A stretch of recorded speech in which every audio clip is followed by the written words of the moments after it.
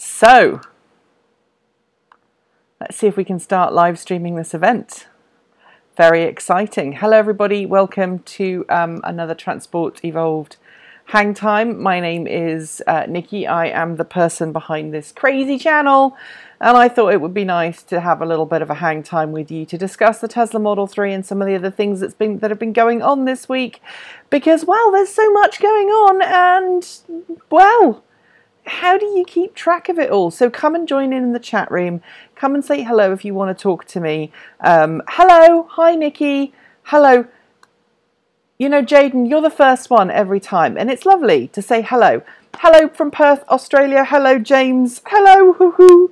We're going to be talking Tesla Model 3 and lots of other things today. And let me just put out a tweet to say, hey, this is going on, so just bear with me. I hope you like the image that you're seeing right now. This is coming from my new camera, which was paid for by Patreon supporters. So thank you everybody who supported Transport Evolved thus far, whether it is through videos or whether it's watching the videos, whether it's through Patreon, whether it's through buying some of the merchandise. I need to work on the merchandising. It's a kind of a thing that I'm not very good at promoting, but we do have a store on Spreadshirt, so do check that out as well. I can't read any of the comments right now because I'm sending out a tweet. It's very important. Live streaming right now to discuss Model 3, Leaf, and lots more. So, I'm coming back now to the channel of doom. Nice camera. Like the spy shots. Hello, good morning. Hello, I'm going back through the chat now. Hi from Perth, Australia. Hi Nikki. Hi Nikki, did you see the new Leaf spy shots? Yes, I did. Hello Nikki. Waves, morning. Hi from Norway. I'm Black. Hello Black, nice to meet you. Like the spy shots of the new Leaf. The black roof looks great to me. Hi from the UK. Hi from Devon, which is also in the UK. Hi from Fremont, California. Hi from Alberta, Canada. Nice camera. Hi from Bucharest. You are looking awesome. Thank you very much, Shri. Hello from the Midlands, Model 3 expensive, looking forward to new Leaf. Hello from Norfolk, do you keep a Trashion boy? Lovely, that is my hometown, home county. I just contributed to your Patreon. I heard it's a bit hot in PDX right now, raining in Surrey, UK. Yes, it is. Hello from Brazil. Hello from Denmark, Copenhagen. Hi from Cyprus. So many wonderful people saying hello. It is wonderful to see all of these wonderful things going on, and for some reason my live stream is not coming up live, so just give me a second. I've got to figure out what's going on here. I might need to just click. Oh no, the stream is just a little bit behind, so I do apologize if the stream's a little bit behind. So Model 3, wow, what an interesting car. We had the Model 3 reveal event on Friday night. People are asking me if I'm going to be buying a Model 3 or a Nissan Leaf. At the moment, probably neither. We incurred a lot of financial expenses last year as a family for medical bills and whatnot. And right now, our current Leaf is doing what we need it to do. We have to hire a car once or twice a month, a petrol car, to do like a 400 to 600 mile round trip, but we do that once a month, and the rest of the time the Nissan Leaf and the RAV4 EV are doing just fine, and we have rapid charging capabilities in Portland, so we're not really ever running out of charge. So I guess that's one of the reasons we wouldn't be doing it right now. Any info about the Tesla truck? No. Hola, ¿cómo estás? Hello from South Africa. Hello from New York. Hello from Regina, Saskatchewan. Yay! On the Mounted Animal Nature Trail. From the Arrogant Worms, who are a wonderful band that I need to listen to more. Hello, South Africa. Hello from Maryland. Hello from Bogota. Wow, Bogota! Seriously, wow! I say get a 30 kWh Leaf if you can, seeing as they're going cheap. Yes, at the moment we're underwater on our Nissan Leaf. So we bought our Nissan Leaf for, I think, about $14,000 used, secondhand. and our bank gave us a pretty low interest loan, and I think we are now about $3,000 underwater with it, because the car is worth 6 or 7 and we owe about 9. So that's the other reason we're not buying another car right now. Hello from India, from Ireland, Saskatchewan. Yes, well, I'm half Canadian, for those of you who don't know. I've never sailed Regina's mighty shores before. Ah, the last Saskatchewan pirate. Yarr.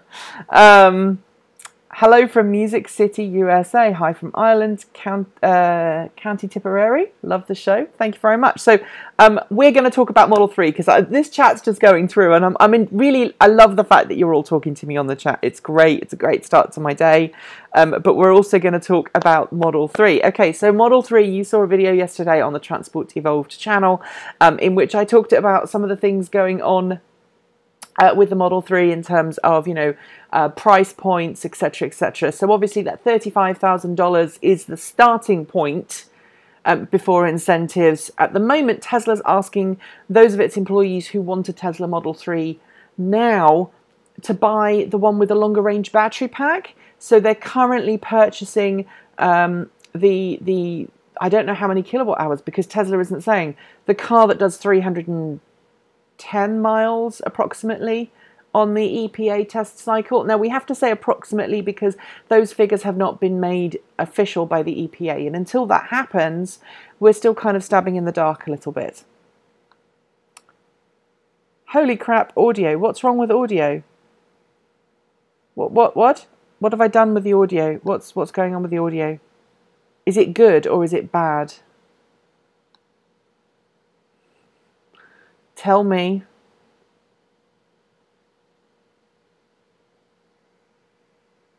Hello from anthropomorphic planet Earth.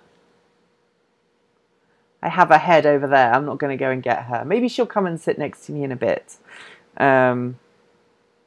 So I'm tied up right now, so I cannot go. I literally cannot go and get my head of cabbage, because one head of cabbage is upstairs and one head of cabbage is over there on a dryer, because she's been sprayed with alcohol to dry her off, and to clean her off. So, message retracted. Hello, my sound is a little loud. Okay, I can adjust that. I'm clever like that. Let me go to my microphone. Let me go to my master audio. Let me go to my setup here. I can change the sound. I'm good at that. So, is that any better? I've changed the audio. I'm using this microphone here, this microphone on my, this one here. And so obviously it's just picking it up, and it's really good. But I'm also using the camera. So this is the first time I've used this setup. I'm doing this all on my laptop. I can actually show you, hopefully, without breaking anything. So this is what I'm doing this live stream on right now. So as long as the wireless connection in my house doesn't break, we're going to be fine. Anyway, back to Model 3. I'm going to read your comments. Please bear with me. There's about a 30-second delay today for some reason on this stream. So I look very much like your daughter Donna, no joke. I don't know that one. That was Alexa. She sprung to life at that point for some reason, and I don't know why. My audio is perfection. Okay, well, there you go. Some people think my audio is too loud. Some people think my audio is great. So I'm just going to keep going with that. So tell them to turn up or turn down their volume. I will do that. And I think my stream has just died. Nope, it's still going. All right. So for those of you someone who said anthropomorphic planet Earth, I just realized I'm wearing this t-shirt today. Anthrocon 2017, best convention ever. It was a wonderful time. Anyway, back to the Model 3. Stay on focus, stay on target, Nikki. There's 190 people all trying to talk to me at the same time. So my brain's going a little bit crazy. So the Model 3, at the moment, if you want one, you have to be an employee of either Tesla or SpaceX. You have to buy the higher end model. So you have to spend $9,000 over the base price of $35,000 before incentives. And then you have to add on another option or two on top of that, which seems a little unfair, but it's understandable given the fact that Tesla has a very limited production volume. Tesla can't shift Model S or Model X production elsewhere because it doesn't have another production facility. So all of its cars have to be made on the same production line. So Tesla's trying to make it easier for itself by producing certain cars first, and that's upset a lot of people. Personally, I would be upset, I think, if I was in that position. But also, I've got to say, if you thought that the Tesla Model 3 was going to be a car that was, would come off the production line at $35,000 and include huge numbers of bells and whistles, then you haven't been listening to Tesla's message over the past 2, 3, 4 years. As long as Tesla's been discussing this car, Tesla's been talking about a lower specification, more affordable, more basic car, and that's what we've got with Model 3. With all those options, it does take the Model 3 up beyond $60,000, as several people have said. So I'm just checking back in the chat just to make sure that people haven't missed anything. It's fine, it's fine. No, audio's fine, audio's fine. I will shut up then. The audio is fine. All right. So, hello from Porto, Portugal. Hi from India. About the navigation, the Model 3 only has only the 15-inch screen, which is okay. Where is going the turn directions view? Which is okay. Where is going the turn directions? I don't understand that question, so you may have to restate that one, Arthur. Hello from Wales. Hello. Are you Welsh? Hello from Brazil. Wanted to be in line, waited in line to be told I need to pay $14,000 more to get my car before Q1 of 2018. Love, Elon. I think that's where a lot of people feel they are at the moment. And one of the reasons why I didn't step up to the plate and put my money down for Model 3 was because there's a comment I just spotted which made me smile, and now I've lost my train of thought. Okay, so the Model 3 is a car that I didn't put my money down on because it's not a hatchback, it's a sedan. And I expected it to be that. And I wasn't going to put down $1,000 without seeing it because I'm not that kind of person. I don't have $1,000 spare. In my life, if $1,000 comes into my life and it's not part of my business, I go, okay, what am I going to spend this $1,000 on? Paying some credit card bills, paying student loans, any of those other things. Things like Christmas, whatever, they have to be saved for. I don't have that extra money to put a deposit down on a car unseen. Excuse me. If the Model 3 had turned out to be everything that I wanted it to be when it was revealed, on the 31st of March last year, I may have considered going for that car. But I do have serious doubts about Tesla's sales and service capabilities when it comes to large-scale operations. Because at the moment, Tesla has been, up to this point, Tesla has been struggling with service for Model S and Model X, especially in high-volume areas. And I live in a high-sales area for Tesla. There's Teslas everywhere. There's one in the same apartment complex that I live in. There's not a day that doesn't go by when I don't see a Model S or a Model X. And so I didn't want to be, a Model 3 owner with a car that was maybe going in and out of the shop. And reliability for Tesla is something completely different. But I didn't want to spend money on a car that I didn't know 100% was the car for me. Now, if we go back a little bit, we go back to when the Nissan Leaf launched. I was among one of the first people in the UK to get behind the wheel of a Nissan Leaf.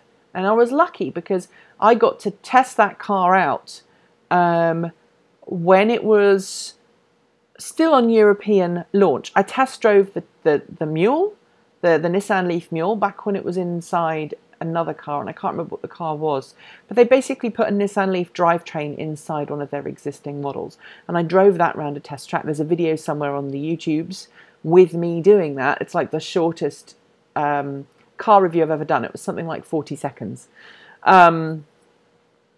I test drove that then. I also got to test drive some of the cars just before launch to put them through the test. I went on to the European launch, and I actually test drove that car before orders opened up, before they even opened the order books. And so I was able to go, yeah, you know what? I want one of those. And I said to my wife, we're getting one. And we put our name down because I'd already driven the car. I'd already put it through its paces. I knew what that car was capable of, and I knew I wanted it. And yeah, I suppose in a way I was advantaged, and I took advantage of that privilege by test driving the car when I was, as a journalist, and then going, yeah, I'd like one of these myself. Which obviously you can't do with a Model 3. I'm going to go back and look through the rest of this now. Oh, Euroference in 2 weeks. You can come in a Model 3 to keep it on topic. Grin. I would love to come to EF. EF is a convention that I really, really want to go to, but I can't afford to fly around the world, and certainly can't afford to go to EF at that short notice period. If everything goes according to plan and I've saved up some money next year, and my business is doing well, I might come to Confuzzled in the UK, because I can combine that with a trip home, and it is technically a tax-deductible expense because I make money off my other YouTube channels. For those who don't know, I have other YouTube channels, and so yes. Anyway, let's go back on this a little bit.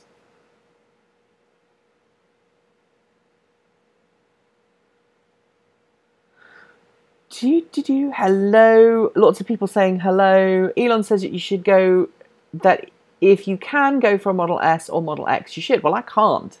Even a used Model S is beyond my price point right now. And frankly, why would I want to spend, $40,000 on a used Model S that may be out of warranty or may have a smaller capacity battery pack? I've been following with great interest James Cook's chronicles with his Model S, and the number of issues that he's had with that car. He loves that car to bits, I get it, but he's also having, door handles misbehaving. He's had charge port door issues. He's had issues with, motors and batteries and all sorts. And I don't think I could afford to keep that car. I couldn't, even if a Tesla Model S cost me 35 grand, I couldn't keep that car if it was going to cost me a lot of money in repairs. Right now, and I think this is the issue where the Nissan Leaf and the Tesla Model S, Model X and Model 3 are different. Our Nissan Leaf in the last 2 years has cost us very little. We've serviced it, so $100 or a couple of $100 for servicing. I've put new wiper blades on it. We've had to have a replacement windshield, but that was due to, a stone chip rather than anything else. So that doesn't really count. And the only major issues we've had with that car was a telematics one, which was a planned obsolescence, which Nissan handled badly. Nissan really screwed that up. And I was upset about having to pay $200 for an upgrade to a car that was only a few years old. But that's $200 is very, very different to a couple of thousand for a new part if something big goes wrong, which is what I'm hearing with Tesla parts. So I don't know. That's how I'm feeling about it. And I think Nissan has a reliability, certainly from my point of view, Nissan has been far more reliable for me than I've heard Tesla's been. Any news on living in a state that doesn't have much support for electric vehicles, aka Nebraska? Do you think Tesla can break into the Nebraska market with a Model 3? Well, the problem with Nebraska is it's got a really low population density and there's not a lot of people around. Now, Elon Musk has said that there are going to be, supercharging corridors throughout the world. he joked about that the other day. He said you can travel, you'll be able to travel anywhere in the world in a Tesla. I'm thinking, even Antarctica? I don't think so. But, you know, if I take off my pedantic hat for a second, it's great because, you know, Tesla's goal is to electrify everywhere, to give every, you know, area coverage. And I think eventually, once that supercharger network is built out enough, then yeah, living somewhere like Nebraska, you know, parts of Texas, you know, Montana, in any of those, you know, big, wide open space states, you're going to have a better chance of owning a Tesla.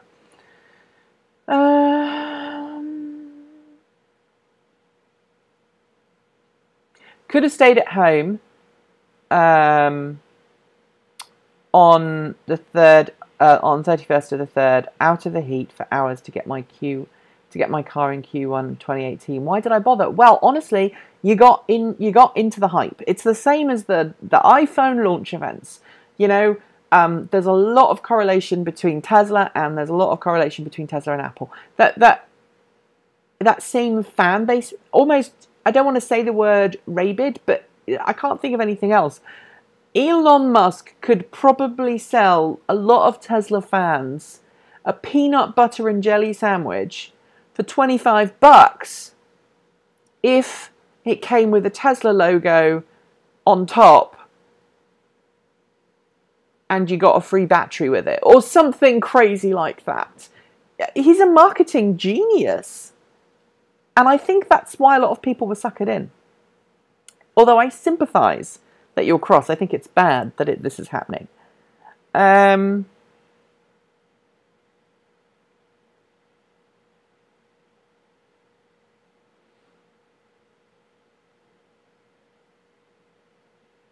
People are confident that the Model 3 is the best per money you can get. It's why it's selling without people seeing it. That's a true comment. And is Nissan going to do the same thing with the new Leaf? 40 kilowatt hours for under 30, then 60 kilowatt hours for 38k. Honestly, I think so. Battery prices just aren't there yet. They might be in a few years' time. I predict, you know, in 10 years' time, if we've got multiple gigafactories on every continent, and when I'm talking about that, I mean tens or more of gigafactories on every continent, and we're producing lithium-ion batteries or solid-state batteries or whatever the new battery technology is in really super high volumes, and you know, lithium-ion batteries are flooding the market, then the cost of these cars are just going to come tumbling down. But until then, if you want a higher capacity battery pack, you're going to have to pay for it. The way that Tesla is underwriting that cost is through backing from investors and convertible notes, and obviously its stock price. Other companies are also doing that, but they are also they're offsetting their profits from other parts of their business to help fund that. And that's the reason why Tesla's in, you know, I think one of the reasons why Tesla's energy market is so important to the company, because, you know, these static battery packs that Tesla's buying, a company can come to Tesla and order, you know, a 100 gigawatt hour power bank for some utility somewhere in the world, and they will either pay Tesla in full or they'll come up with a financing agreement, and that company can write off the cost against, you know, they can take finance out on that. They can take finance out on that. As opposed to a car, which is, you know, you can't pass the financing of your Tesla Model 3 onto someone else. You're responsible for it. Where do I get all the news? I just don't sleep. All right, I'm going back a bit. 258 people. Hello. The most thing... Oh, by the way, if you want to support what we do, patreon.com/transport evolved. I'm going to make a little lower third to go in here, just so that you know. Here we go. I'll probably screw this up, but let's find out. See if I can do this. And you can also reach out on transport. So here we go. Ooh, I've made too many titles. Hang on. Hang on. Here we go. See if I can get this to do this. I have no idea what I'm doing. No idea what I'm doing. Patreon.com Transport Evolved. Let's see if that works. Let's see what happens. Oh, that's terrible. Oh, we're going to get rid of that. That's terrible. I'm going to have to work and do that properly next time. I'll put some titles up next time. All right. Hello from Mars. Still waiting for Elon to get here. Heat bummed. Hang on. Let me just read that again. Heat bummed heated seats aren't standard. What is heating? Resistant, inefficient, or heat pump? I don't know. I don't know whether they're... I would suspect it's a resistant, as it's a heat pump. Hello, a salute from Porto, Portugal. When is Tesla coming to Africa? I don't know. I don't know. Curious as to what we hear on the investor call tomorrow. Elon was quoted about having got 500,000 deposits, but there hasn't been clarification. But how many are still in line? I don't know. I don't know if Tesla's going to give us that. I expect tomorrow that Tesla's losses are going to be massive. Absolutely massive. First deliveries are not going to come into this the second quarter earnings call. Tesla was spending money like there was no tomorrow during Q2, and I think Tesla is going to be laying it on thick about Model 3 and how wonderful Model 3 is.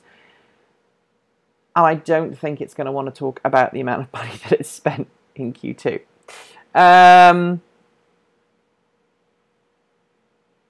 Again, like John said, non-multi-buyers can't plunk down $1,000 for a car that won't be ready for 2 years. Better to wait for used market to get started up. I totally agree. This is my other point here. Tesla's playing a really risky game because it's asking people to put down a refundable, remember this, it's refundable, $1,000 deposit for a car that they may not see for 2 years. Now, by today's standards, the Model 3 is a reasonably good car. It's well equipped. It performs well. You know, all the reviews coming in are rave reviews. Nobody said anything negative about this car. And somebody's going to accuse me of saying negative things about this car, but I haven't driven it yet. It might be fantastic. But, you know, there were teething problems at the launch event. You know, a couple of people during their rides had cars that misbehaved and had to be effectively restarted for them to carry on working. So there are teething problems. And I actually did a video on this last week, you know, why Tesla is giving off these cars to investors, to employees first to try and help solve these teething issues. But Tesla's asking you to put down a deposit on a car that you won't get for 2 years. Now, while the lithium-ion battery market is not progressing as fast as, say, the silicon market was in the 1990s and early noughties, we are seeing massive, massive leaps. Electric cars that were brand new 3 years ago now look old. I mean, I've got a 2013 Nissan Leaf, so it's 4 years old now. And that 2013 4-year-old Nissan Leaf now looks ridiculous compared to the range of modern brand new EVs. You know, we're getting a predicted 70 to 80 miles of range on a full battery pack. Admittedly, there is some battery degradation going on there, and it's like 61,500 miles now on the car. But if you imagine 2 years of that time, it's still a really big leap. 2 years' time, we're going to see Audi in the market with a longer range EV, Mercedes in the market with a longer range EV, Ford in the market with a longer range EV, Volkswagen in the market with a longer range EV, etc., etc.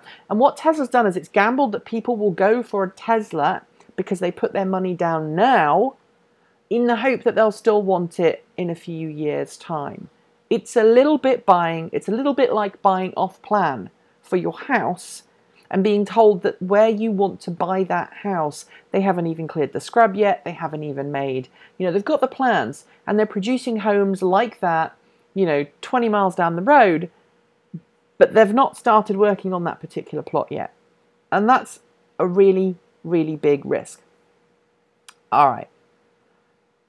Instead of GM shutting down bulk production facility, why don't they produce a right-hand drive version? Because GM is scared of the UK and right-hand drive markets, and also the cost of bringing that car to market You have to pass homologation tests for both right-hand drive and left-hand drive cars, which is a costly and expensive process.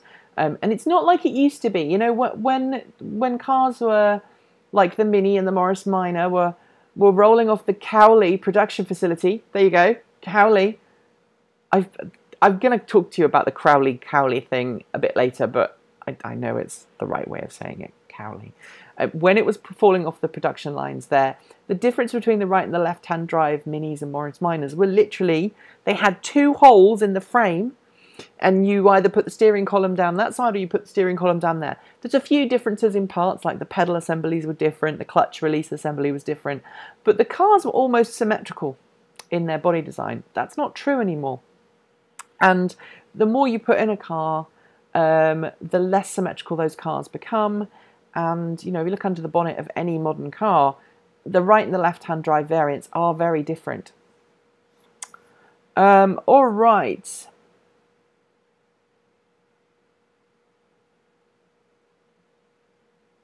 The actual battery sizes of the Model 3 have not been published yet.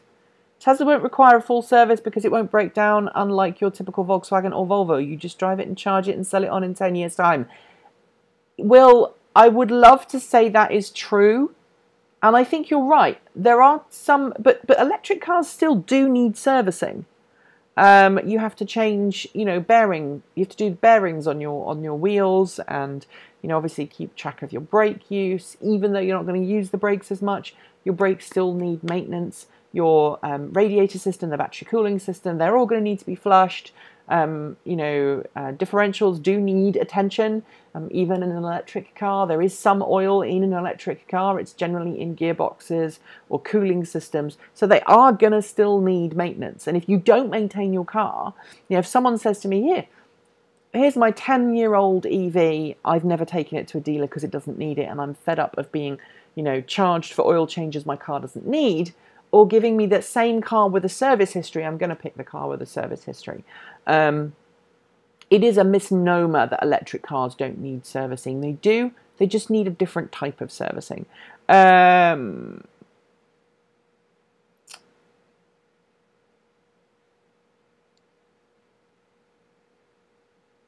Do you know why there are no videos or blogs talking about the problems with Nissan or other brands' cars? Because they are not a new thing in order to make a video about it and make money off it. I don't understand that question.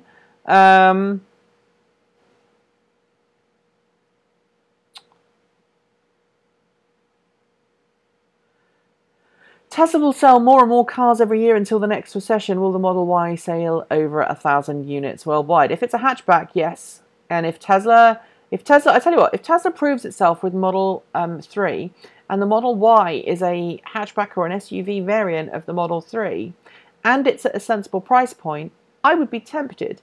I'm still concerned about this service. The reliability of the parts is kind of what I'm concerned about. And obviously the Model 3 is a lot more reliable, or will be a lot more reliable because it's a lot more mechanical. But, you know, we'll see.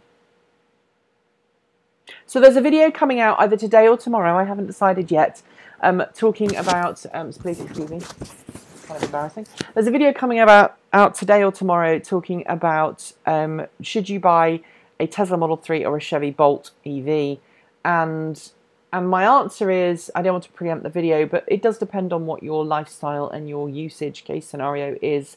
The Bolt EV has more luggage space than the Tesla Model 3, which was super disappointing, I think, for me. And I have a suspicion that the Leaf is going to be even bigger than the Bolt, which puts Tesla at a disadvantage. And after the Model X and the Model S, we've kind of got used to the idea that Teslas are quite cavernous, but 15 cubic feet, it's not, you know, I mean, it's nothing to get excited about. The Bolt EV is 16.9 cubic feet, and obviously it's more if you fold the seats flat. I reckon the Leaf is going to go for 25. That's my prediction. I might be wrong, but we'll see. Any news on the Hyundai battery drought? I have not got any there. Is the Tesla Model 3 priced right for the average driver, or is it still high? I think it's still too high.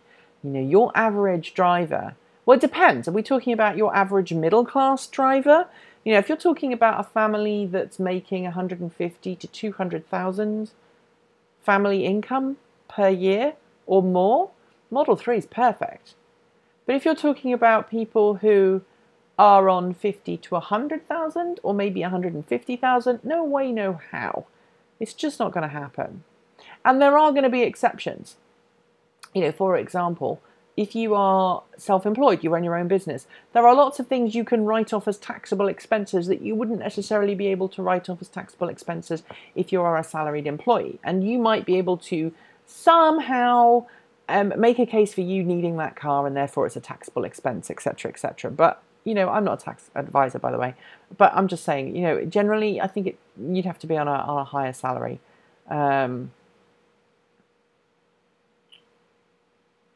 What is a sensible price point? I think 25 grand is a good starting price. Do I think non-automated driving will... Sorry, I'll start again. Do you have any idea when Honda will finally get a real EV car? Well, obviously it's now producing the Clarity EV, which I've driven and it was really disappointing. A real EV, we're talking a couple of years. Which technology do you think will win out in the long run? Batteries or supercapacitors or fuel cells? Batteries for now, then maybe supercapacitors, fuel cells. We need a dramatic change in the way that fuel cells are produced in order for them to ever catch on. And we need to change the way in which we, the cost of building and maintaining hydrogen filling stations. We also need to change the way in which we produce hydrogen before any of that becomes practical. Do you think that non-automated driving will ever be illegal in the UK? And if so, how long do you think before it will happen? I think in the UK, non-automated driving is going to become socially unacceptable within probably about 40 years. There will be stragglers up until that point. There will be enthusiasts. I don't think non-automated driving will ever be completely banned in the UK, but I think, because, you know, if you think about British roads, they're very different to American roads or roads in other parts of the world. British roads are full of weirdness. You know, I mean, for example, how are you going to teach a self-driving car what to do if you're driving down a single lane country road, you know, down in Gloucestershire or Somerset or, you know, up in the Peak District, and, you know, you've got hedges on both sides, or worse still, stone walls. You come round a corner and there's a milk truck or there's a lorry and they're taking up the entire road, and you have to deal with things like passing places, which some parts of America have, but it's kind of rare and not that common. So, yeah, it's going to be tougher, I think, in the UK.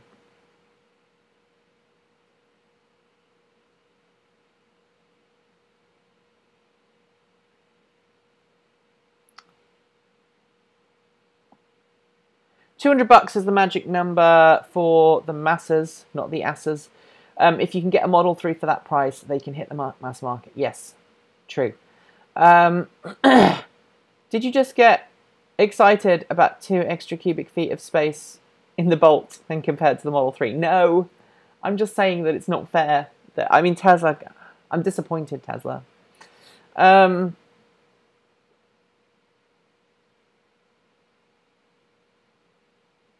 Do you think the Model 3 would be well up and running now if it hadn't been for the Model X Falcon door delay? Yes, I do. And could that have ruined Tesla's potential head start advantage and let competitors catch up? I think so. Does Chevy or Nissan have a supercharging network? No, they don't. Not yet. But this is the problem. And I'm going to go off on my little rant here. By the way, I'm happy to keep this stream going, but this camera can run probably for about 2 hours before its battery runs out. So if I suddenly disappear, that's why. And people are saying, yes, I'm talking about apples and oranges. Quality is heavily screwed towards Tesla. I don't quite get what you mean there. Model 3 is 215 miles range. It's 220 according to Tesla, unless it's just literally come out that it's 215. Let's have a look and double check. Nope, not yet, unless you've got a source from somewhere else. Tesla said at its launch event that it was 220. So let's go back to my stream and we can carry on talking. 264 people watching. I'm very impressed. I can't keep up with this. This is interesting.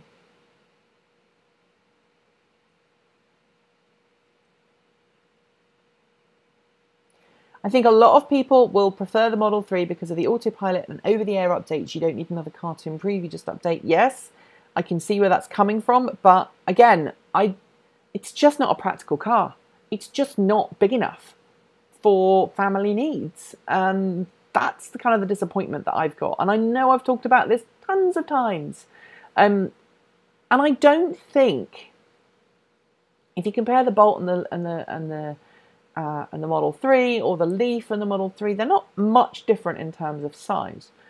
But you know, the luggage capability, I think, on the Model 3 is perfect if you don't have kids.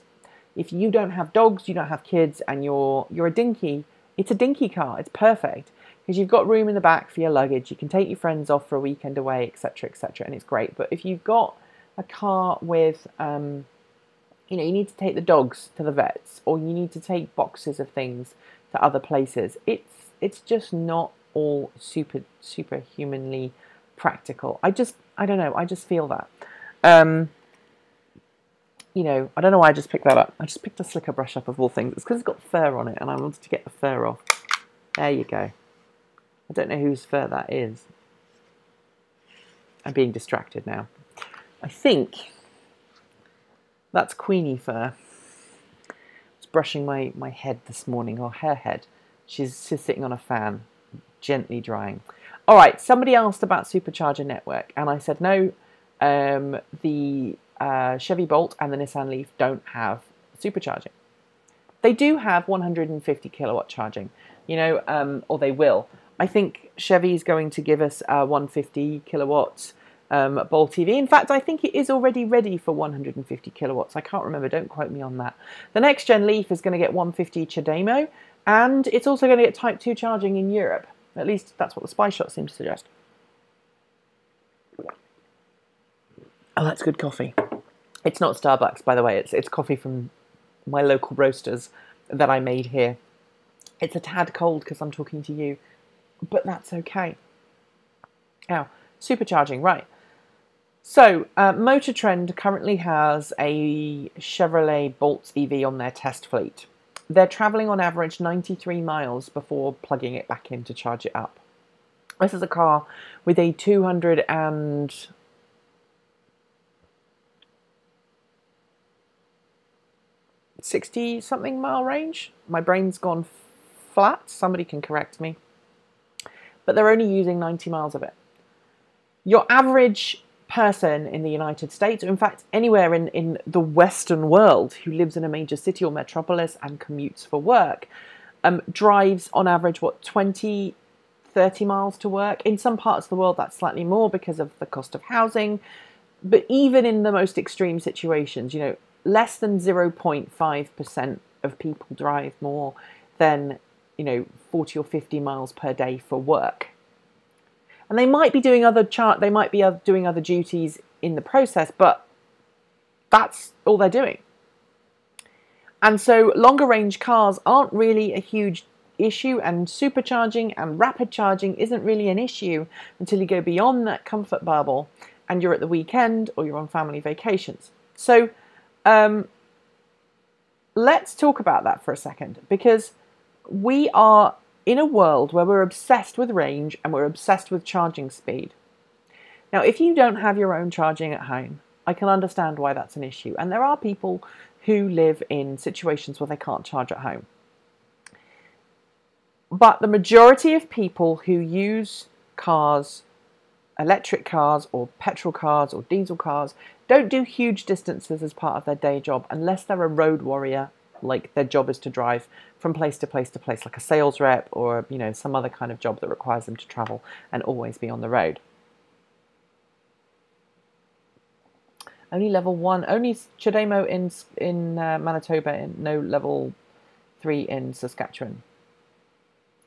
I'm not. The Tesla Model 3 load bay storage space quoted, both front and rear, combined, is 15 cubic feet. That's what Tesla said on its website when I looked yesterday. Back to charging. So most people are not going to use a rapid charger more than maybe once or twice a month. Even if they used it like 3 times a month. If you live anywhere on the west coast of the US, anywhere on the east coast of the US, and you have a 200-mile car, you're fairly likely within distance of a charging station that will reasonably quickly fill your car up in a not too bad amount of time. Now, at the moment, Tesla wins that because it's offering, you know, 130 kilowatts at the moment, and eventually that will go up. But, you know, 150 kilowatts is on the way for both CCS and Chademo. In Europe, they've already installed, you know, some prototype 320 kilowatt hour charging stations.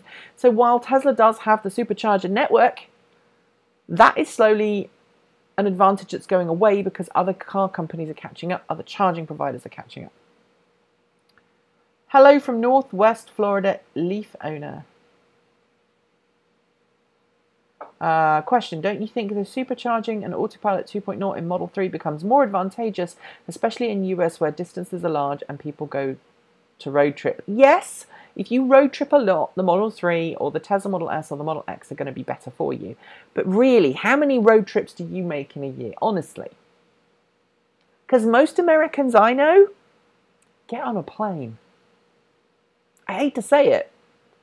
I know people who fly from Seattle to Portland because they don't want to road trip that.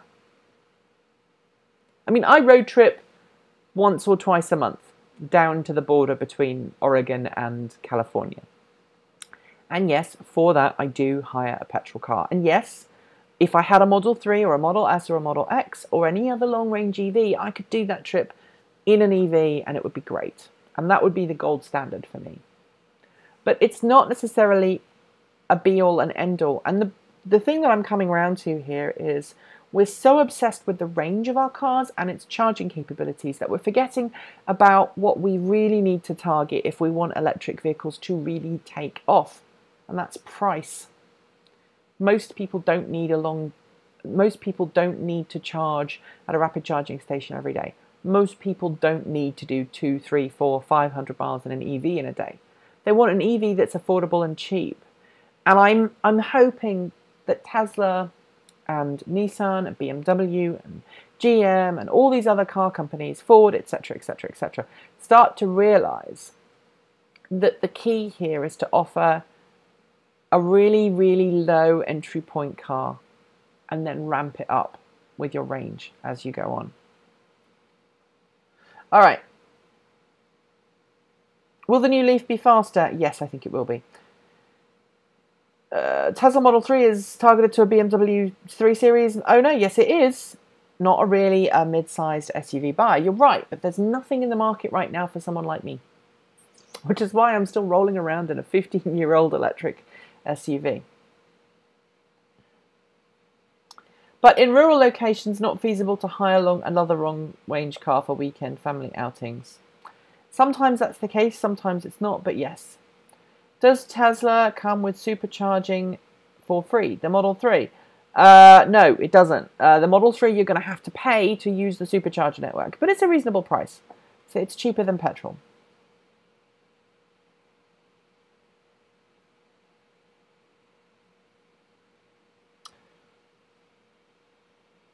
Elon said 350 kilowatts is a toy, so they must have something much more powerful in the works. Maybe they do, but until we see it.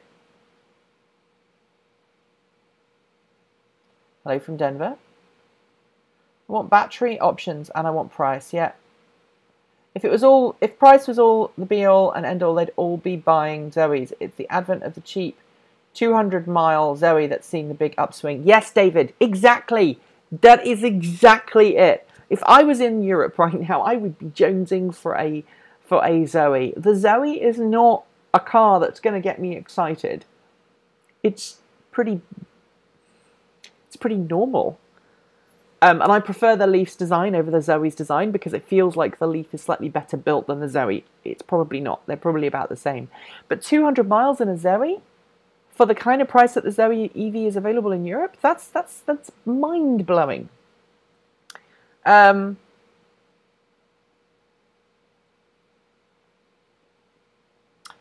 is important, of course, but we also want a decent spec, and basic cheap car isn't attractive. Okay, I get that. But I'm guess I'm talking to most people in this chat who are buying a brand new car. Most people who are buying a brand new car who want a brand new car and are willing to spend large amounts of money on that brand new car, or a reasonable amount of money on that brand new car. I'm talking about the people that I know who struggle to spend $5,000 or $6,000 on a car, or the people who can't even afford that.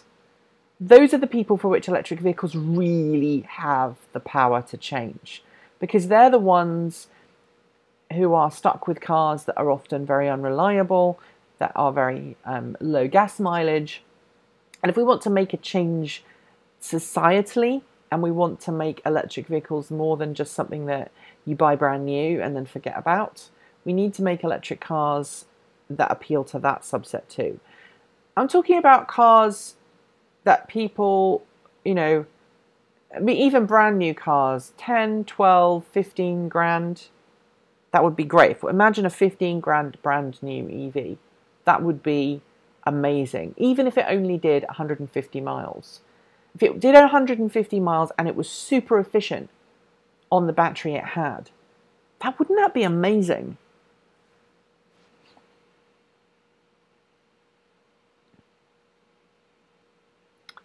Hi from Trinidad and Tobago. Wow, I've seen so many different people come in. I didn't realise that people are watching all around the world. It's very exciting.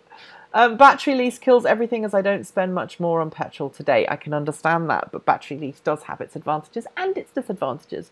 A lot of people I know are getting battery upgrades for their Zoes because they're on a battery lease. So imagine that, you know, new battery comes out, just get it whacked in.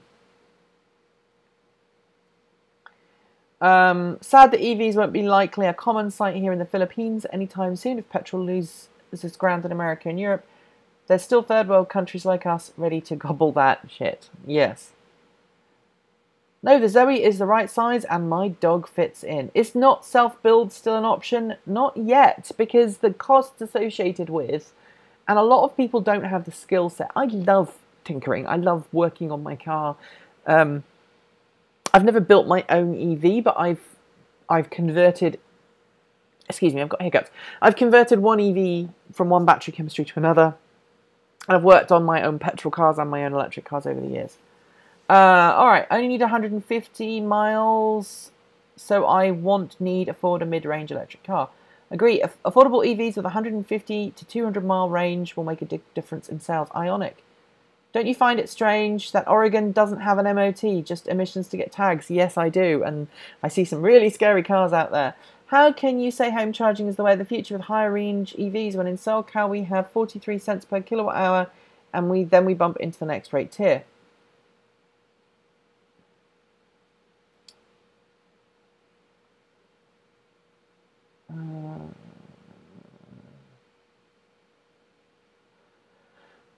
Is there a new ICE car at $15,000? Yeah. Yes.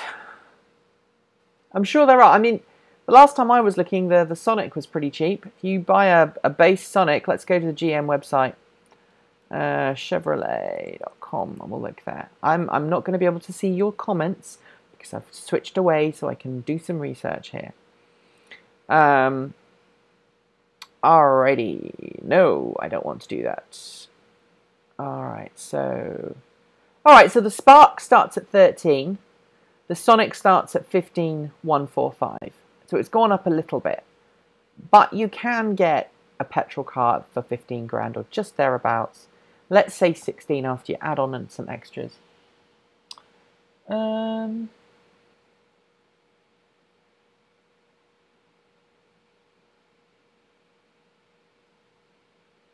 so, okay, the question, how can you say home charging is the way of the future? Right, well, okay, so we have to pay for the energy we use, and we have to pay a proportional amount. The reason why California's electricity is so expensive is part regulatory and part because of demand, and partly because of supply issues, and partly because of the way that the utilities are run. Up here in Oregon, we pay stupidly low prices for electricity. We're quite lucky. My electricity bill here in this house averages about $230, $240 a month. Now that includes, and bear in mind I live in a townhouse, it's a rental townhouse, with no gas. So the water heater is electric. I can't put a timer on it or anything because it's part of the rental property. I can't modify it. So it just sits there and boils water all day, which is very inefficient. I have an electric washing machine. I have an electric tumble dryer, both of which get used quite regularly, like average of once or twice every day or two. We have an electric stove. We have an electric microwave. We have an electric oven. The heating is electric. The air conditioning is electric. And we have 2 electric cars. That's pretty damn good. You know, in the UK, we were paying nearly £250 a month for our electricity, and then gas on top of that. So, you know, I'm pretty lucky with that. But back to why home charging is the important thing, because your car's sitting there doing nothing. It's really cheap. It's really cheap to put in home charging infrastructure. You can have a car charging at 6 kilowatts while you sleep and be full the next morning, even if it has a larger battery pack, unless the battery pack is completely empty. Heck, right now, our Nissan Leaf spends most of its time charging at 110 volts, because we only have one 240 volt socket in the garage. So we can 6 kilowatt charge the RAV, we can 6 kilowatt charge the Leaf, but we can't do a 110 volt charge on the RAV. The RAV needs 240 volts to operate the inductive charging system, whereas the Leaf will quite happily charge at 110 volts. So that's the way it goes. So in a lot of ways, it's cheaper from an infrastructure point of view, and it's generally more convenient to get in your car and have it charged than think, oh crap, I need to go and charge my car up somewhere. I've learnt lots. Hello from Shropshire. Hello.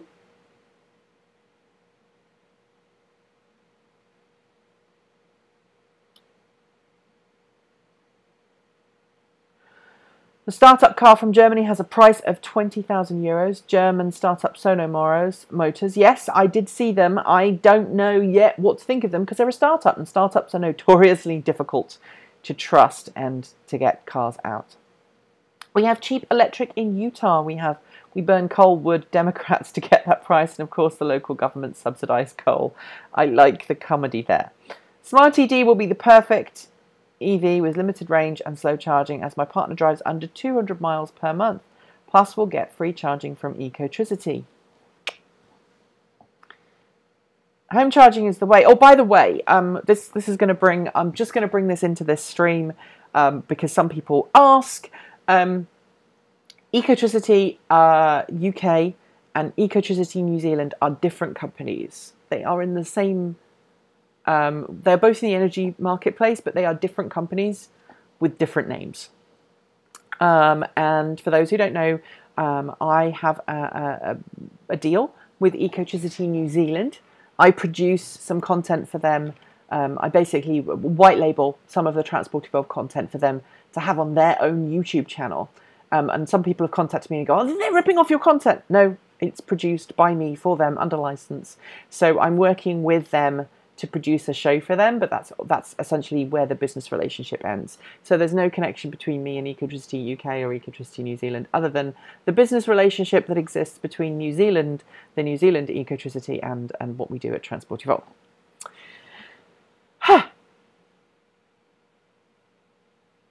I've lost track of all the Ecotricity no longer free. Yeah, but you got to pay for it, you know. There we go. Home charging is a problem in some countries here, like Spain. Tell me more. Even lithium batteries have stadium effect. The last few amp hours at the top takes forever. Yes! I've never heard it called stadium effect before, and I like that. I've always used the train analogy. So when your train is empty, people get on the train, and when the train is completely empty, sometimes it takes a while for people to find a seat because they can't decide where to sit because there's so many seats. That's like the start of your battery charge. Then in the middle, when there's plenty of seats available, people just come on and pick a seat and sit down, and you can get lots of people on the train quickly. But then towards the end, when the last few people are trying to get on and the train's almost full, it takes a long time because people are trying to find a space to sit, and it's a bit like that with battery charging.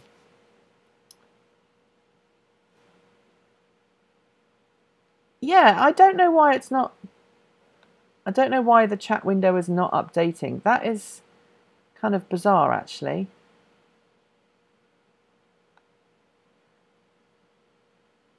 It should be working. I mean, I'm moving the thing and it should be working. So I don't know quite what's going on there.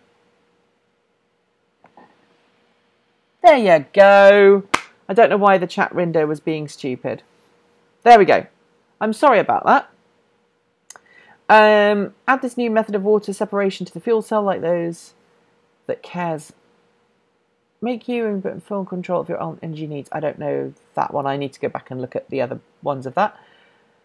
160 miles is not enough on a Leaf 2. Why not a minimum of 200? It probably is on the larger capacity battery pack. I made a blog post about this last week.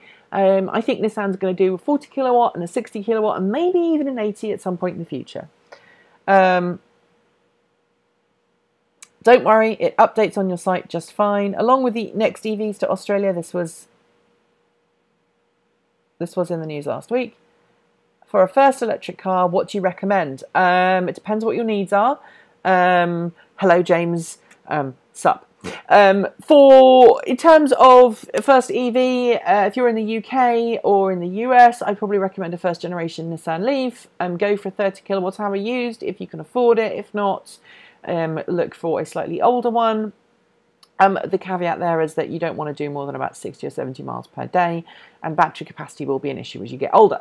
The RAV4 EV, the Toyota RAV4 EV, which is no longer made, the 2013-2014 models, great car, but you need to find one that's got an extended warranty and buy it from an approved used Toyota dealership. And you can get a Chademo upgrade for that to make it cool. Am I going to get a 2018 Leaf? I don't know yet. We don't need another car right now. I do want, so there's a couple of things I want to do so I just want to, I just need to stretch. Give me a second. Hopefully you can still see me. The Leaf battery is only a guess though, right? It is right now. I might do something to break this, so just give me a second, okay? You still hear me? Oh, so you might still be able to hear me.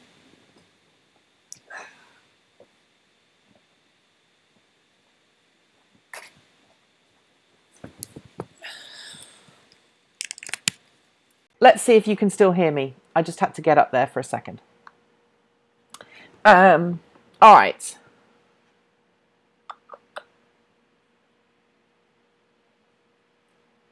Most houses only have 9.9 kilowatt contracts or even less. I have 3 phases, but I'm only allowed to use 13 kilowatts, and our well pump starts. I can't charge my EV. We'll have to add a chimer. Wow. Well, maybe that's why you need to have some, maybe the thing there is to work with the utility company and say, hey, we want to put some batteries on the systems, on battery backup in our house, and then that would work. All right.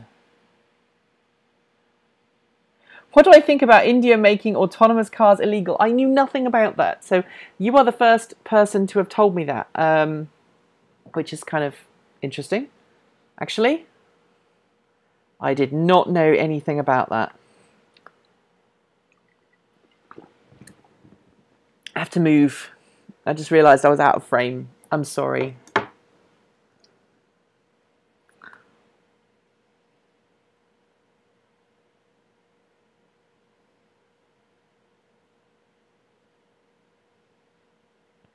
I'm not afraid to criticize Tesla, no. And some people say, yes, you're a bit skewered towards them, i.e. you cover them a lot. I do cover them a lot, but Tesla is a big company and it's a big part of the industry. And I'm hoping for other car companies to play catch up. Excuse me. But also, there is an element of clickbait there. Not intentional, but so, that helps. Someone just asked me a question and just told me that who they were in the chat, so that was fun. And for those who were watching earlier on, I brought my friend along. She's dry now. She can sit here and answer questions with me. All right, so where are we in the chat?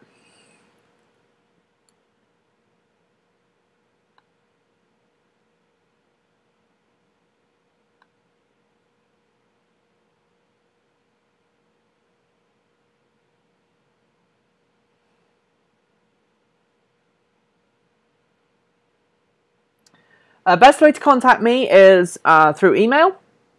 Send an email to show@transportevolved.com. And in India, no autonomous cars. Well, I can understand it. Why? Because Indian roads are crazy. Really crazy. Do you and Robert intend to do a joint video at some time in the future? I'm hoping we can. Yes, when I've got a better studio set up. Do you think Renault should sell the Zoe in America? Yes. Do I need a 6 kilowatt battery in the 2017 Leaf? No, you need a 30 kilowatt hour battery and a 6 kilowatt charger.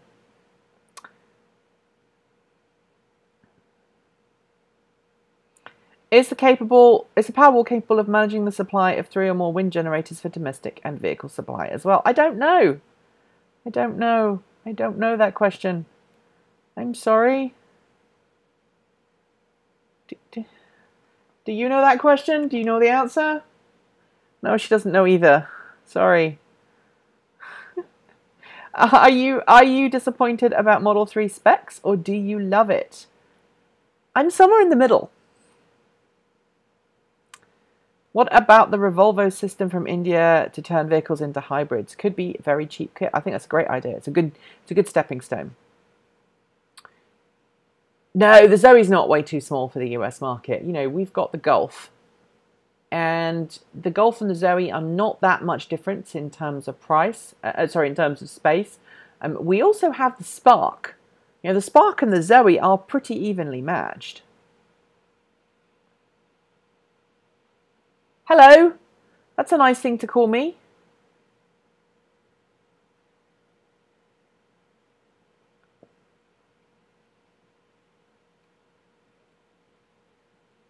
I'm off to bed, everyone. It's 1:30 a.m. Not here, it's not. But have a good one.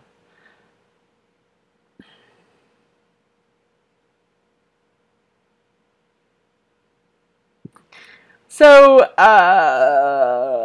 please excuse me. I'll put him in timeout, don't worry. Oh, that's funny. Are there any cities that will ban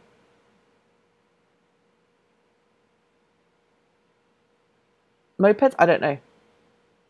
Hey guys, just because as a troll comes into the chat doesn't mean that you then have to start swearing at them. I've taken care of them. They're on a timeout. It's fine.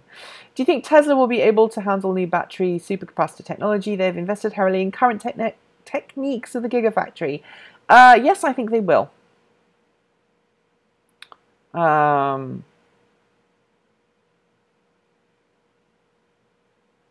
After hearing about the minimal luggage space compared to my Opel Vauxhall Astra estate of the Model 3, a total of 15 cubic feet, I'm almost giving up my spot in the queue. Yeah. Where can I find a review? I don't know. I put him in timeout. He'll get a block if he keeps going. I love the look of the new eSport Zoe. Yes. Yes, me too. Me too. I think they're lovely. When do we actually see a proper graphene battery in a car? Well, there is one in Israel right now, but whether we will see that long term or not, I don't know. So we'll see where it goes from there.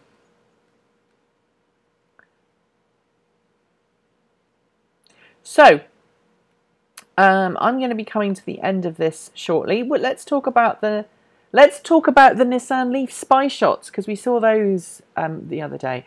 So there's a new. It's on Electrek. Go to the site. I'm not going to put those images on here because I don't have permission to use them. And you know, contrary to what a lot of people think, which is when it's on the internet, you can just take it. You have to get permission to use videos and images. And the reason why I did that spy shot video the other day with the Nissan Leaf is because I got permission, exclusive permission, to use those images, and I was good with that, and that's great. The spy shots of the new Nissan Leaf, without camouflage, show a car that looks very similar to the IDS concept we saw. I like the tail lights. I like the front end. It seems to have like a floaty roof thing going on.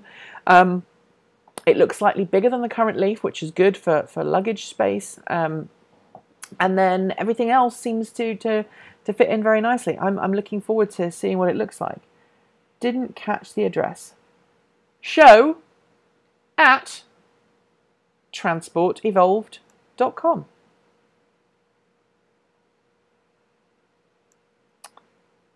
Okay.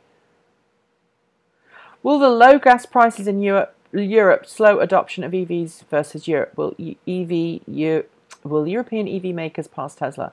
Okay, so there's two things here. There are mainstream EV buyers and then there are fan buyers. And I think Tesla and a lot of other EV companies, that we've hit the tipping point where a lot of people will go, yeah, my next car is going to be electric, duh. But we're also at a point where, you know, it's trendy to be politically incorrect. And there are a lot of dicks out there doing stupid things. Don't get me started on the political rant because I'm just going to go off on one. I need your advice. Do you want me to do a political stream? Like, just actually set up a political stream at some point on this network? Do you want me to, like, this is going to be a political stream and I'm going to talk about politics and see where it goes? Or not? Hi from the UK Midlands. Leaf 30 kilowatt hour, was looking at the Model 3 but don't see a non-hatchback being viable. Cannot wait until 2019-20. And all the main players will have viable offerings by then. This is Tesla's problem. Tesla's going to be in deep doo-doo. Hello, I've started to write my first article for Green Car Reports and drove the Bolt for the first time. Say hello to John. He is lovely. My former boss.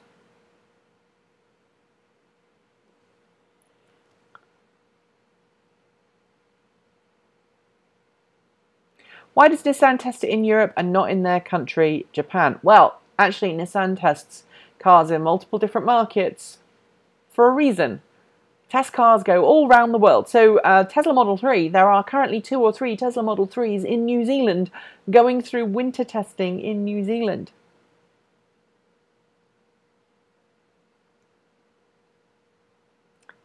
It works. And by the way, people, so interesting. Some people with a political, some people say no, hell no, some people say yes. And a lot of people say, well, you're not being impartial because you're bringing your own political side into it. It's impossible to be a journalist with no personal, influence at all. It's just,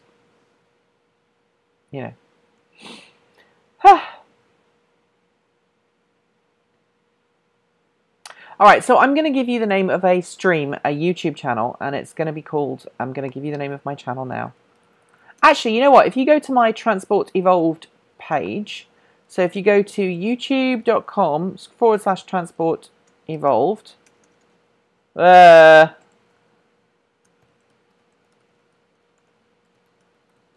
you go to that, right, you click on that link on that channel, see if I can show you how to do this. You will see at the bottom of the list, see if I can do another screen cap here. And I'm going to do new, and I'm going to select the window monitor. Whoops. Oh, monitor window, and then I'm going to select the window.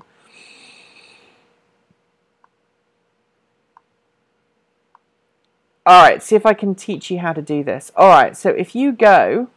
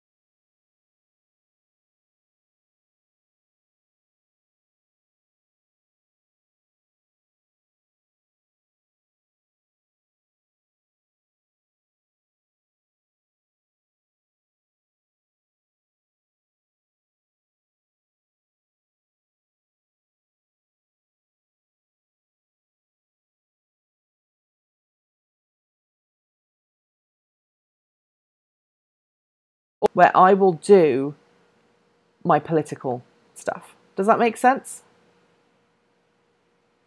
Does that make sense? Oh, I completely lost the channel there. I'm really sorry. So let me go through that again. I'm sorry. I'm back. So that was embarrassing. Go to those channels on my website, to the Transport Evolved. Go to the YouTube channel for Transport Evolved, and then click on the whole enchilada. And the whole enchilada will be my channel, which talks about all the other things that are going on. And that is the one that you need to click on. And actually, let me. So now I can go back to there, and you can see exactly what's going on. Yes.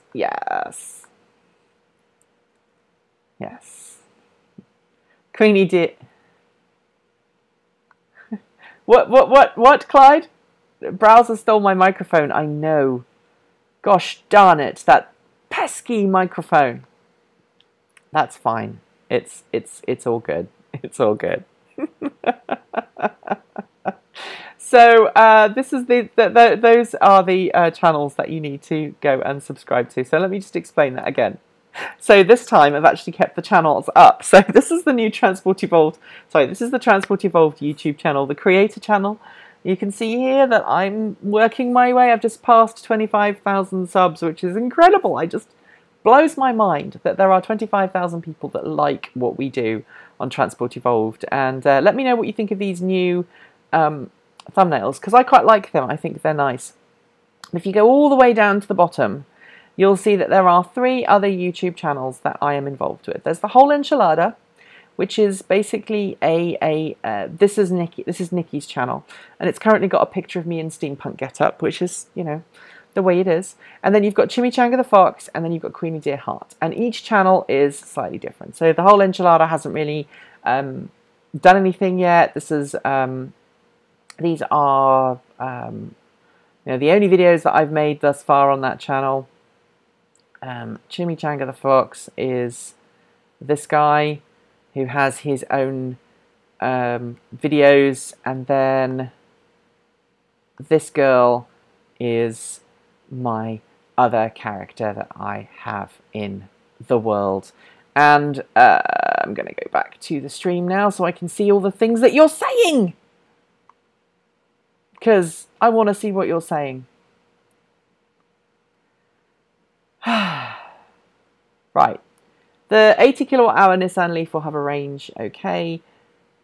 China and EVs, interesting. Yes, no worries. What happened to Ed China? What? Your audio went to Google's spy department. Archive Pete, what do you know? I don't know. £1,500 EV in the UK for new. I don't know of that many, but you could get a Zoe if you spent £1,500 and you went to battery rental. Same with the Smart for 2. What do I think about the Tesla Model 3 keycard? I hate keycards. I want something I can put in my pocket or put on my keyring. I don't know if you've ever seen my keyring. My keyring's not here, but it's monster. It's like my coffee cups. My monster, they're monster. Nice pick. About Ed, nothing, but I would love to see him working on EVs at some point. Great programs. I don't know. I think I've come in halfway through a program there. British Gas have put electric up by 12% today. Yeah. Eugh. I'd rather stick with a key fob unless access here has already been hacked. Yep. So much content, so little time. I know the feeling. Model 3 will kill Zoe, but Bolt and Leaf and all the other old game leaders. I really hope not. Tesla's goal has never, you've got me on a rant now, Tesla's goal has never been to take over and kill these other car companies. That's never been Tesla's goal. If we want true market choice and we want things to continue improving, we need every single blinking automaker out there to make an EV. And frankly, if someone comes up to me and says, hey, I just bought a Honda Clarity EV. I love it. It's great. I'm going to turn around and go, good for you. Well done. I'm glad you finally found a car that you like, that has the fuel choice, that I would prefer it had. Because at the end of the day, I don't care what type of EV you drive, I'd like you to drive an EV. And if that EV happens to have a range extender in it, so be it. For now, if that gets you out of your V8 and into a range extended EV, great.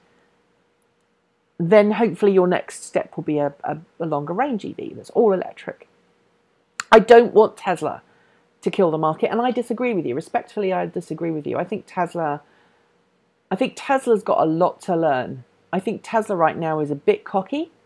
I think Tesla is, the Tesla share price is overpriced. I think Tesla has good intentions, but it needs to back up those good intentions with consistent quality, consistent sales and service, and cars that don't need lots of repairs. And at the moment, all of the data I'm seeing is suggesting that Tesla has a higher than normal repair rate, and I think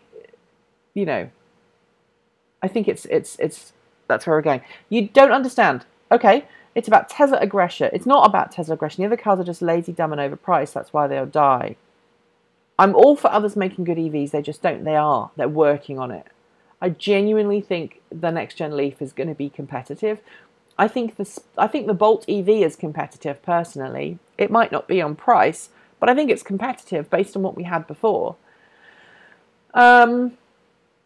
And I think it's going to take a while. It's a bit like the hybrid market with Toyota and Honda to begin with. They were the only ones making hybrids really in any meaningful volumes. Then Ford dabbled for a bit, and then Ford started doing, GM started doing. Now everybody and their uncle produces a hybrid. So, that's where it's going. How easy will it be to carjack a Model 3? I don't know. My EV has 2 wheels and 18 kilometers range if I don't pedal. I'm going to give Volt to Teenage Driver and see what's out there to replace Suburban for me. Okay, get an EV. Tesla just sped up presence at least 10 years ahead. Yes, I agree. Tesla's lit a fire up everyone's butt. Tesla is fan-based, yep. Leaf has a more practical trunk.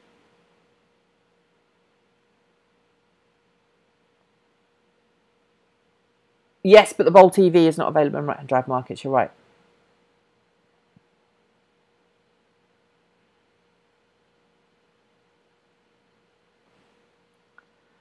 I enjoy the EV channel you have, but why is no one talking about the 80 kilowatt hour battery? Which battery are we talking about here? I'm loving this. You're doing my work for me today. I'm not going to produce a video. This is just going to be the only thing I do today is going to be this stream.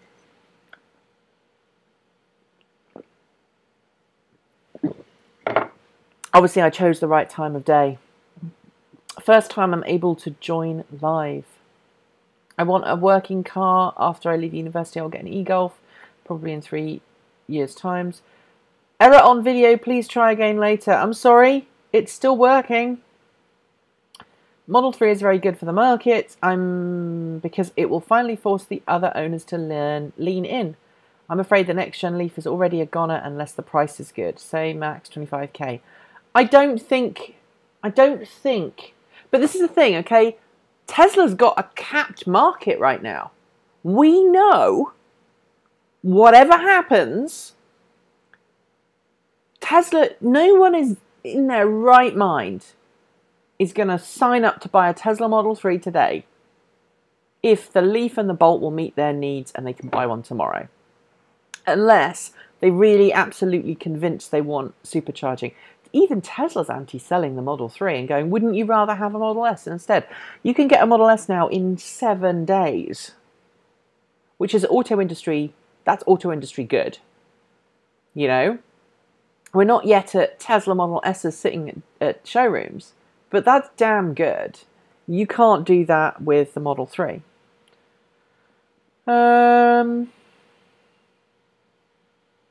Let's have a look. I'm really enjoying this. Model 3 has a few advantages, but in South Carolina, in base price, over-the-air updates, autonomy ready, and great superchargers. Oh, built-in supercharger in base price, yes. But supercharger, you have to pay for it.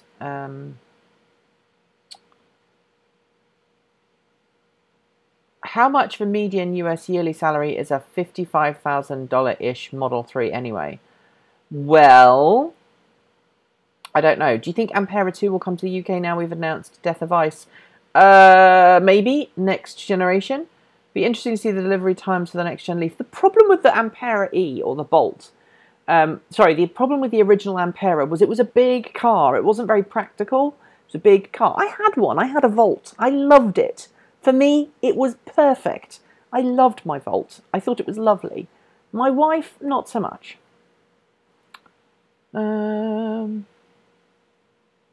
Honestly, I'm really excited about the Mini E that's coming out. Let me just have a look for median income. Here we go.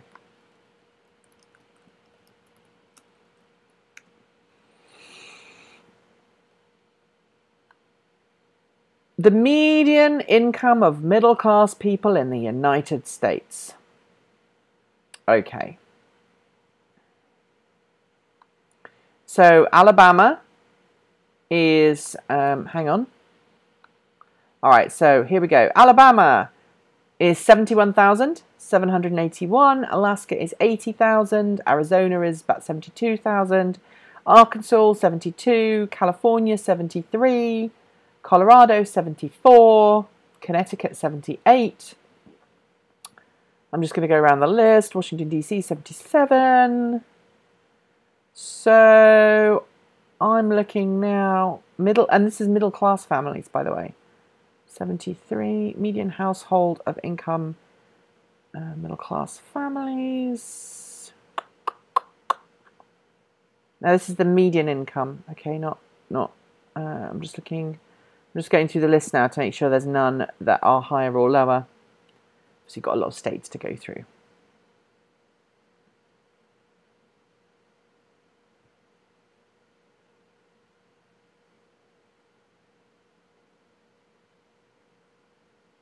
Okay, so the median seems to be about $70,000 to $80,000 median income.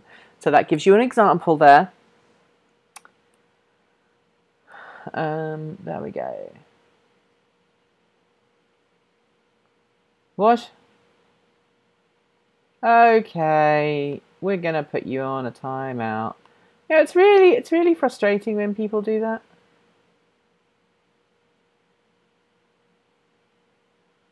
What happened to the Vibram shoes? Do you want to see what happened to my Vibram shoes? I wondered if someone was going to ask.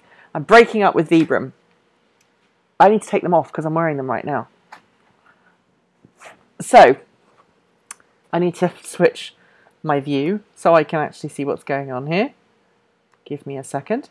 So, I don't have the camera on autofocus right now because I don't want the autofocus thing on top.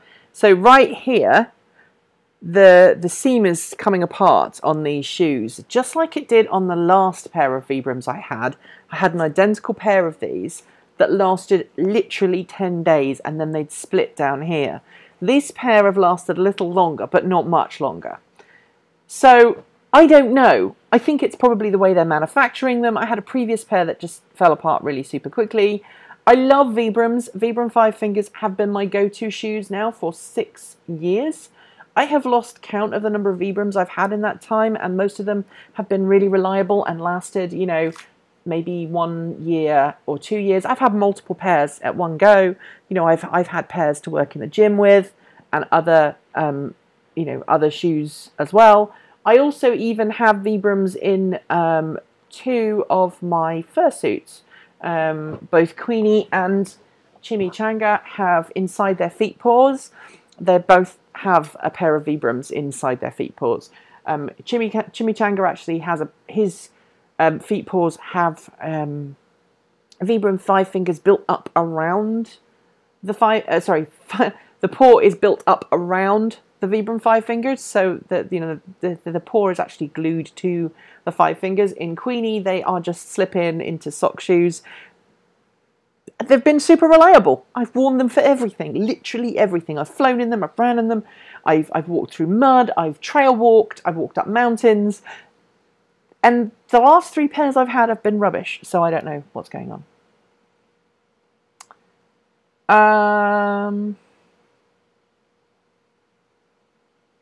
All right. Still looking at this stream. I don't know how long I started streaming 2 hours ago, and you guys are still watching, which is kind of bizarre, really. This is going to be my video for the day. Nice shoes like Tiger, good. You like the Tiger shoes? I don't think they're Tiger shoes.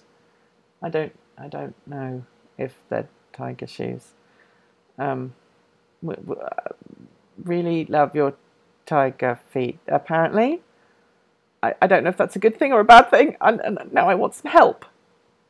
All right, has Elon gone back on the first 400 kilowatt supercharging free for Model 3? I think possibly.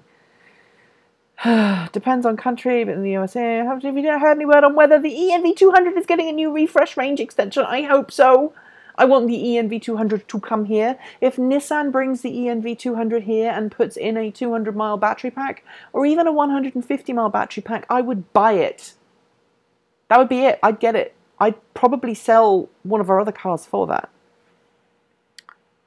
You've long maintained your RAV4 EV. When battery degradation inevitably takes over your latest Leaf, will you consider replacing the battery, or would you rather opt for the newest model? I'll probably go to the newest battery. Yes, I know. Love your Tiger feet. I'm old enough to remember that. Brand new. I will go with probably a new car. So right now, as I explained earlier on in the show, we took out a loan for our first generation Nissan Leaf. It was used, and at the moment, the money we owe on the car is slightly more than the money the car is worth, at least certainly according to, Kelly Blue Book. It's just the way it is. I own an Ampera and a first-gen Leaf. Love it, but GM have dropped us UK customers. Nice of them.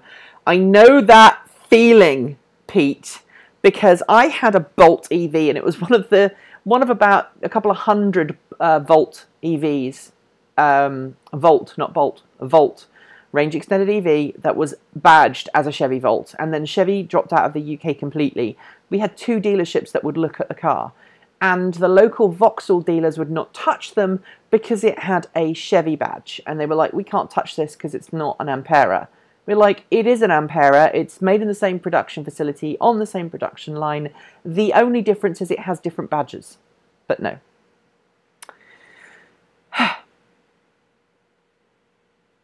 From your experience with previous Leafs, how many months after the next gen Leaf is announced will we be able to buy and get it? Probably, you should be able to get one by Easter next year. That's my goal.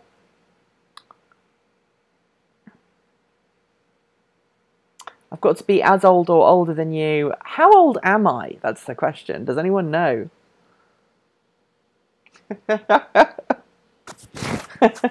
Oh, I'm sorry. I just knocked my microphone. I'm really sorry. That's very unprofessional.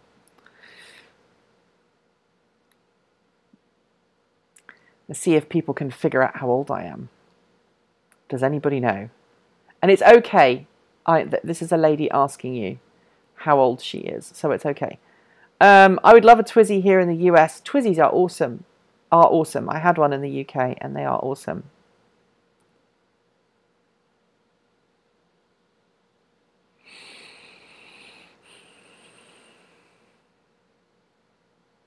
Are we supposed to guess? That sounds dangerous. No, I'm curious. I will be able to get one before Christmas in the UK or the US. I mean, in the US. I think you implied you're in the late 30s. David's spot on. I'm 37. I'm 37. All women are 21. My mum's most certainly 21. She's just 21 a little bit more than... Yes, I'm 37. I'm 38 on November 1st. There you go. That's my birthday. I don't celebrate my birthday for reasons that I'm not going to go into, but I don't celebrate birthdays.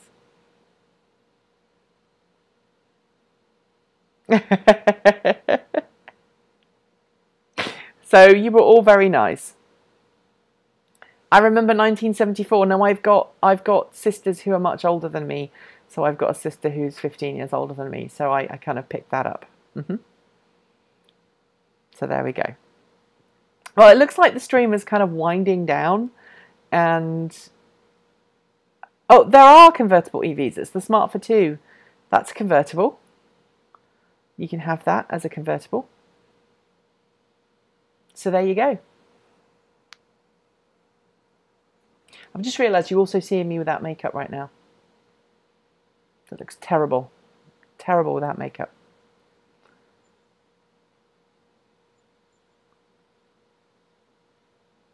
I'm 50. You don't look it.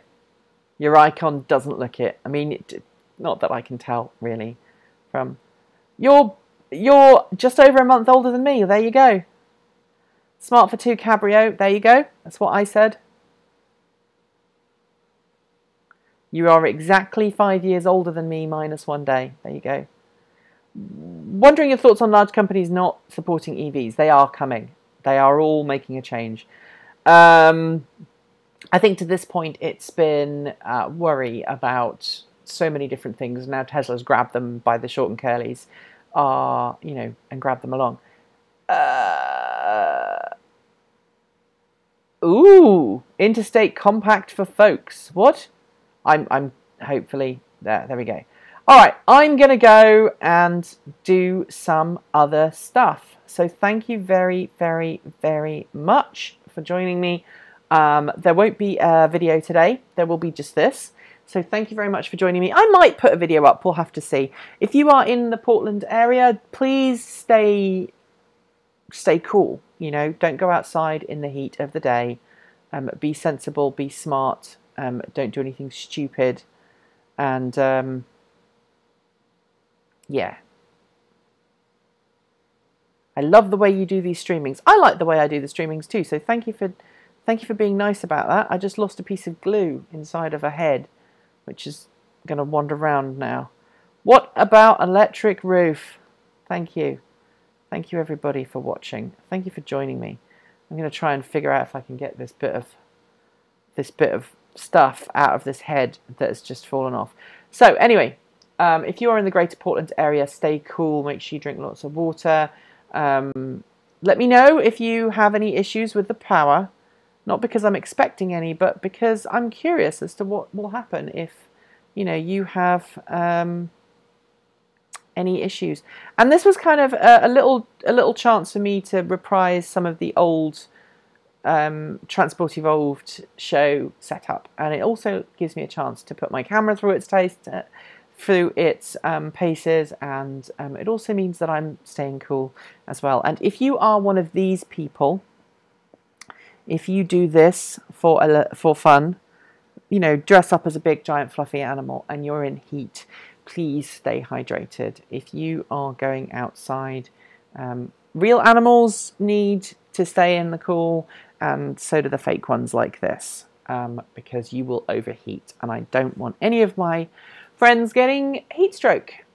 So stay cool, and if you're an athlete or a runner or a cyclist, don't even think about running or cycling outside in this weather unless you have, you know, a trainer and a doctor that have said it's okay, because this heat is brutal. It's going to hit 108 degrees this week in the Pacific Northwest in Portland, which is 42, 43 degrees Celsius.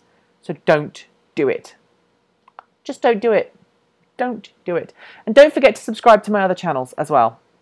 I'm going to give you one more chance to look at these all. These are all my other channels that you get to see. So go to the Transport Evolved website. This is the Transport Evolved website. Go down to the bottom.